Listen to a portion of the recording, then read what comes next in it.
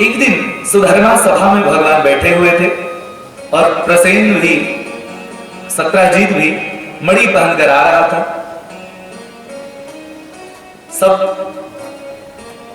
जितने भी दरबारी मंत्रीगण थे उन्होंने कहा, प्रभु ऐसा लगता है जैसे आपके दर्शन करने के लिए साक्षात सूर्य नारायण ही आ गए हैं। जब ध्यान से देखता है, सब देखते हैं तो कहते हैं कि भैया ये सूर्य नारायण नहीं है, बल्कि ये सत्राजीत आ रहा है मणि पहनकर।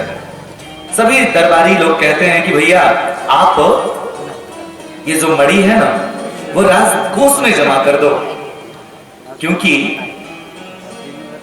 जब भी राज्य में आपत्ति विपत्ति आएगी तो इस धन से साम्राज्य की रक्षा होगी, प्रजाओं की रक्षा होगी, जन कल्याण होगा। इतना धन तुम करोगे ही क्या?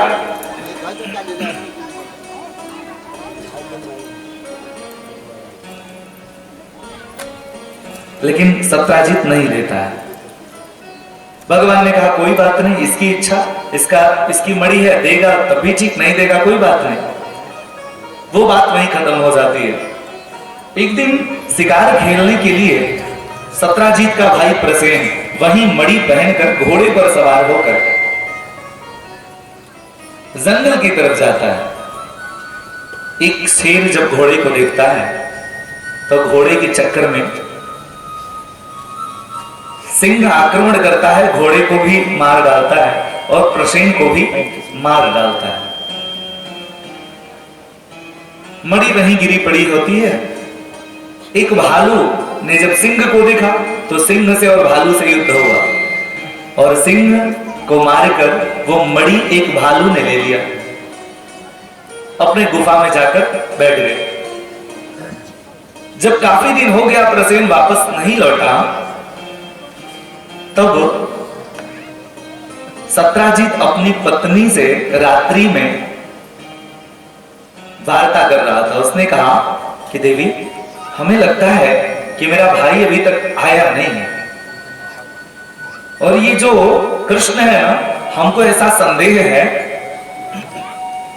कि मणि के चक्कर में मेरे भाई को मार के ये द्वारिकाधीश श्री कृष्ण ही मणि ले लिए हैं।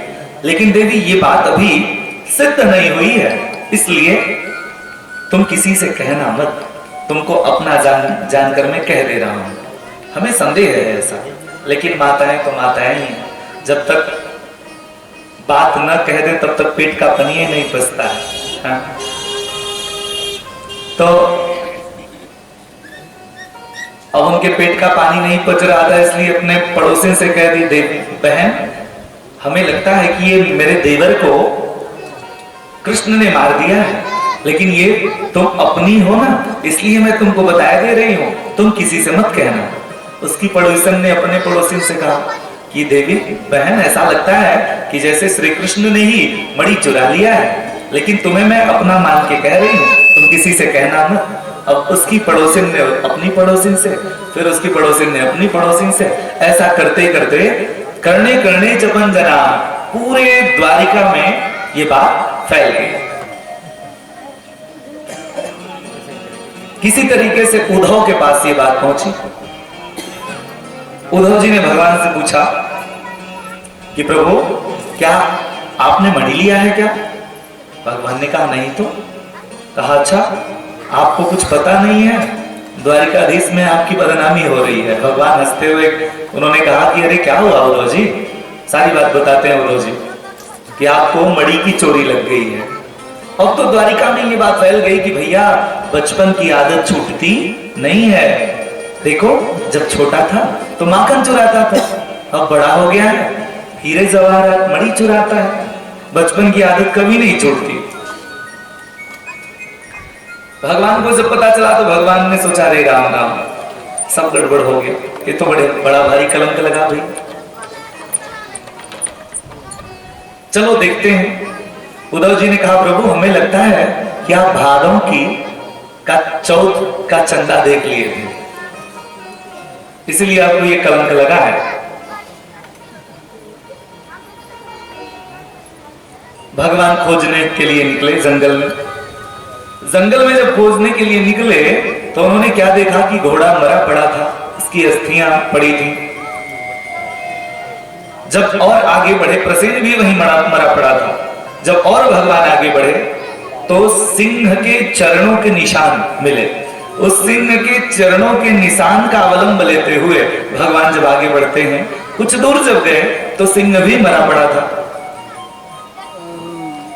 अब आगे भालू के चरणों के निशान दिखाई दिए, उसका अवलंब लेकर उसको देखते हुए भगवान जब आगे बढ़े तो एक विशाल गुफा दिखी। और उस गुफा में जब पहुंचे तो अचानक प्रकाश दिखाई दिया, काफी प्रकाश।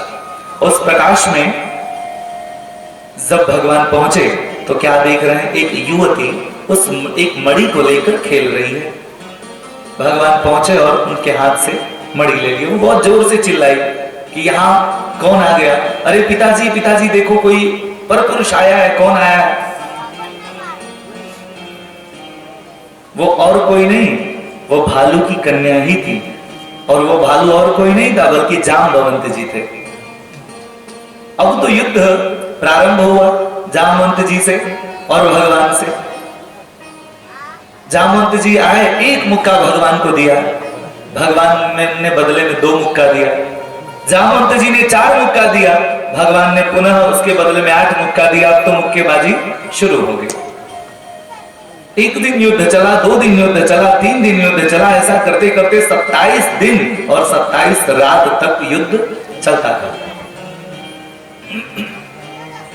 भगवान ने जब जाम्बवंत की नस नस ढीली कर दी ना, तब अचानक जाम्बवंत जी ने देखा कि भगवान के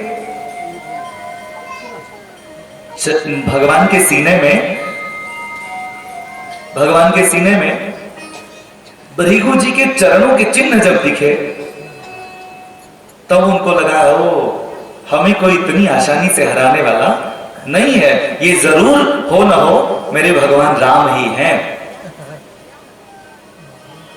बंद हुआ युद्ध। कहा प्रभु क्षमा करें, हमें एक संदेह है, इसका निदान कर दे, उसके बाद फिर से युद्ध प्रारंभ हो जाएगा। भगवान ने कहा क्या संदेह हो रहा है? कहा प्रभु एक बात बताइए, कहीं ऐसा तो नहीं कि आप मेरे रामचंद्र भगवान हैं? बोलो राघवेंद्र सरकार की जय हो। कहीं ऐसा तो नहीं है कि आप मेरे प्रभु हैं? भगवान हंसने लगे। उन्होंने कहा हाँ जाम्बवंत जी, सही पहचाना है। आपने रामावतार में हमसे वरदान मांगा था कि प्रभु सबसे तो आप युद्ध कर रहे हैं, रावण को भी हरा दिए, लेकिन हमें बूढ़ा मानकर और मंत्री बनाकर बैठा दिया है। हम भी आजमाना चाहते हैं कि देखिए इस सुकोमल हाथों से जिसके चरण दबाते हुए सीता मैया भी संकोच में पड़ जाती हैं, कितने चरण कोमल हैं, उस कोमल कोमल हाथों में कितने बल हैं, जरा हम भी तो आजमाएं। तो मैंने वरदान दिया था कि जाम्बवंत जी इस बार तो नहीं। अरे स्वामी और सेवक में युद्ध होने लगे तो बाहर के लोग बड़ी बदनामी करते हैं, बेइज्जती हो जाएगी। तो ये भी मुराद आपकी पूरी करेंगे, लेकिन कृष्ण अवतार में। वहीं राम कृष्ण बनकर हम आपके पास आए हैं आपकी मुराद पूरी करने के लिए। जाम्बवंत जी बड़े प्रसन्न हुए। उन्होंने कहा प्रभु बताएं हम आपकी क्या सेवा कर सकते हैं, कैसे पधारे आप यहाँ पे, कोई और भी कारण है? भगवान ने सारी बात बता दिया कि मणि की चोरी लगी थी, यही मणि मिली है, ये मणि हमें वापस दे दो। जाम्बवंत जी ने कहा नहीं नहीं, हम मणि तो नहीं देने वाले। भगवान ने कहा जाम्बवंत जी दे दो, बड़ी बदनामी हो रही है, सब लोग हमें चोर कह रहे हैं।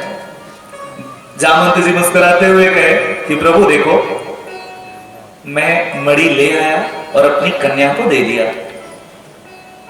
और जो वस्तु कन्या को दे दिया जाए वो पुनः वापस नहीं लिया जाता। मैं कैसे दे दूं मणि? मानो जाम्बवंत जी ये शिक्षा देना चाहते हैं कि अगर हम लोग कन्यादान कर दें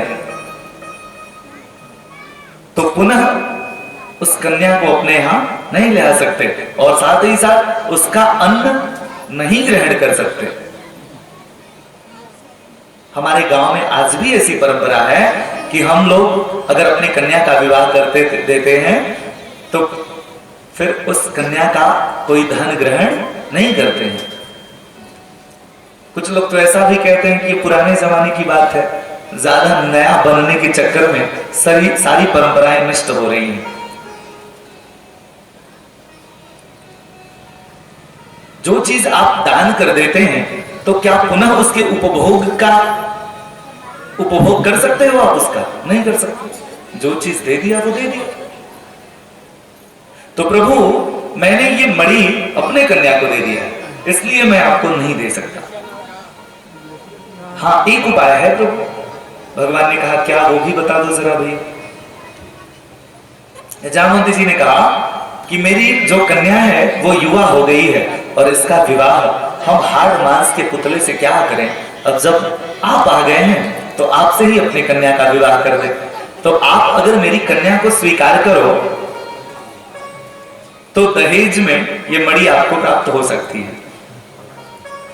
भगवान ने कहा ठीक है भैया, अगर आपकी इतनी ही इच्छा है तो कर दीजिए विवाह।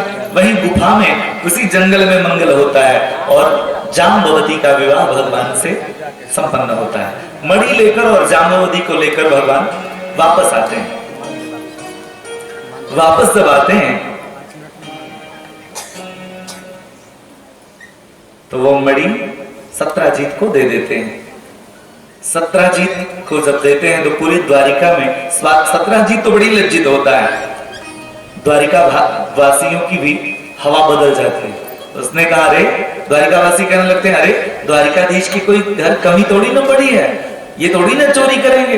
देखो कितना दुष्ट है ये सत्राजीत जो भगवान को चोरी लगा दिया। अभी कुछ देर पहले कह रहे थे कि बचपन की आदत नहीं भूलती और अब हवा बदलने लगी। मानो इस कथा से संकेत मिलता है कि ज्यादा भीड़ के चक्कर में मत रहो, है ना।